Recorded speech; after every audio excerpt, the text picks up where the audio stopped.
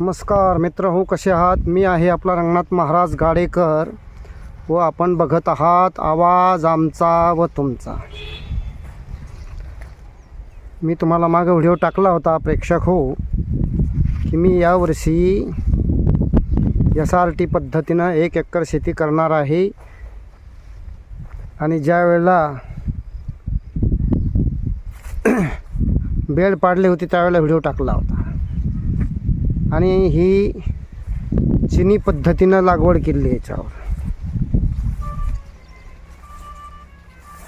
2 ओळी जवळजवळ, पुन्हा 2 बियाता 2 झाडामध्ये अंतर 15 इंचाचं ठेवलेलं आहे व एका ठिकाणी 2-2 झाडं आहे.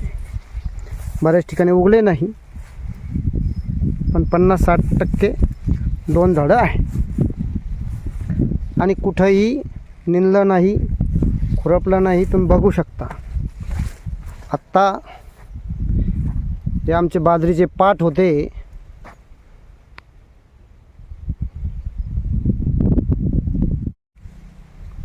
त्याच्यामुळं इथं थोडी मक्का हलकी पडली. पण तरी आता 2-4 दिवस झाले ट्रिंजर नावाचं तणनाशक याच्यावर मारलेलं आहे. आणि आता बाजरीसुद्धा वाळायला लागली आहे. बाकी एवढी जर मक्का सोडली 2 पाटे तर बाकी मक्का बघा.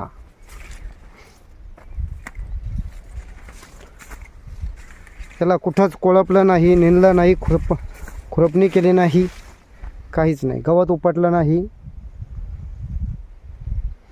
पण मक्काची कंडिशन म्हणजे स्थिती एकदम चांगली आहे.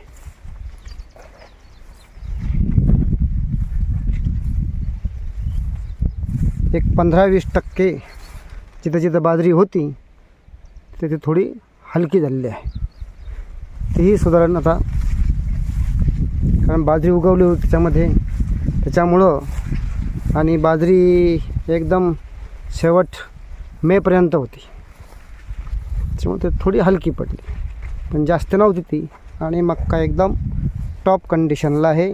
हिला फक्त 1 एकरला 1 गोणी 10-26-26ची दिलेली आहे.